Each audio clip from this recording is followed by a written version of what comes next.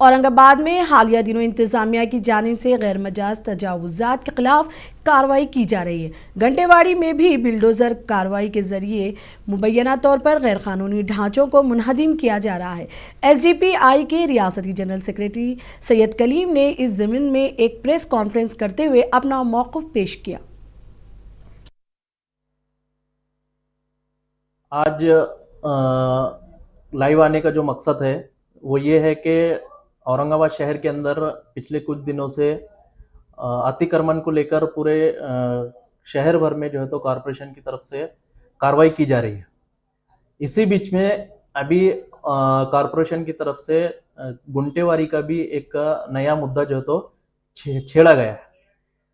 इसके बाद से लेकर जब से गुंटेवारी का चर्चा जो है तो या महानगर पालिका ने गुंटेवारी का जब से ऐलान किया है तब से जो है तो आवाम के अंदर बहुत ज्यादा तजब्जुब और बेचैनी और घबराहट का एक माहौल है।